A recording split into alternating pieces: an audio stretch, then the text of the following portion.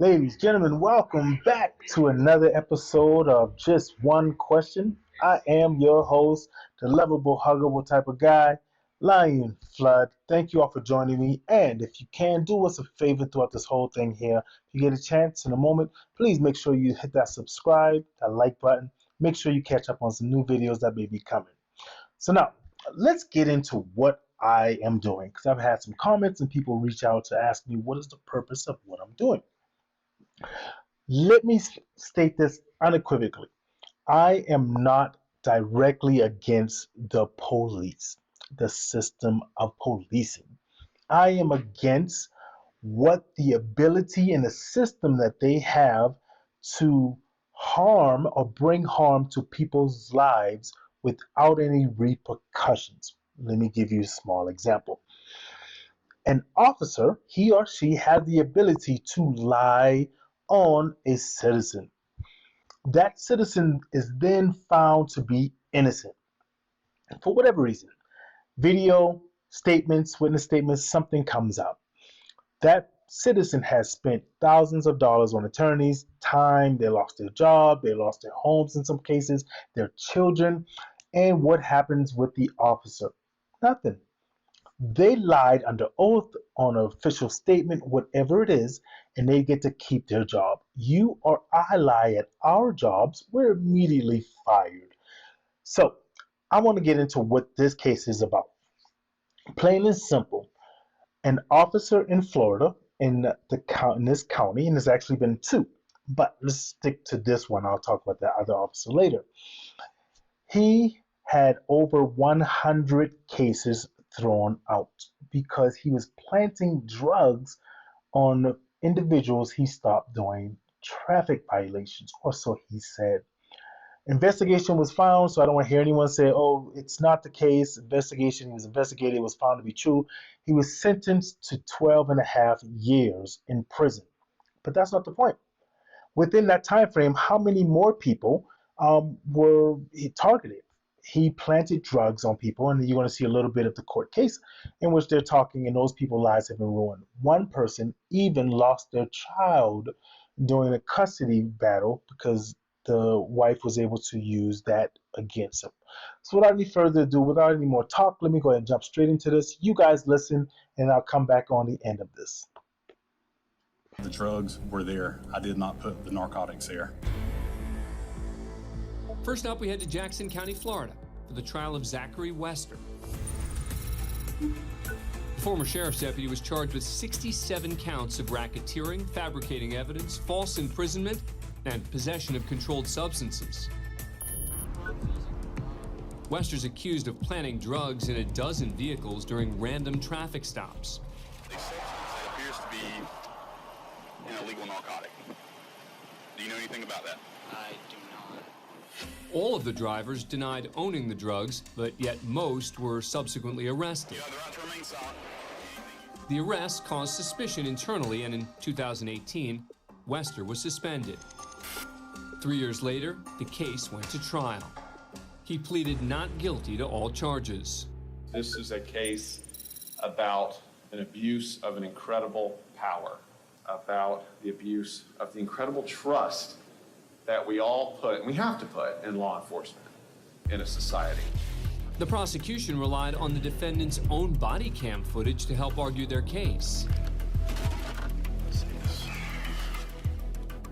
Stephen Van, a convicted felon, had recently gotten out of jail when Wester supposedly found methamphetamine in his car. Have you ever seen this before?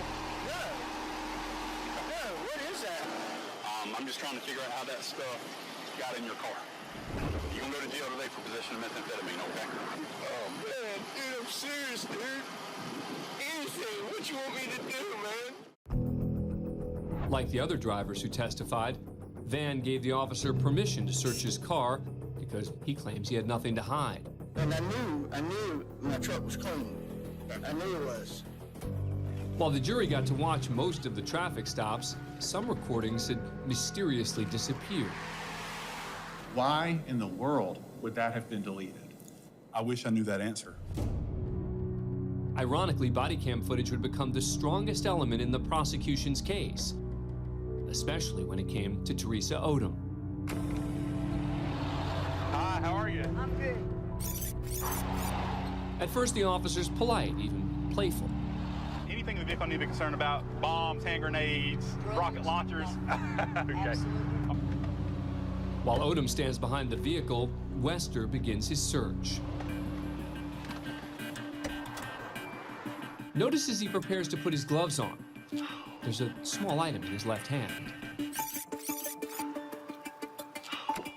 Prosecutors argue that Wester is palming a small bag of meth, which he claims to find next to a spoon in the vehicle. Miss Odom. It is yogurt, sir. I know. Okay. It's yogurt. How about this, though? That is not mine. No, sir. Okay.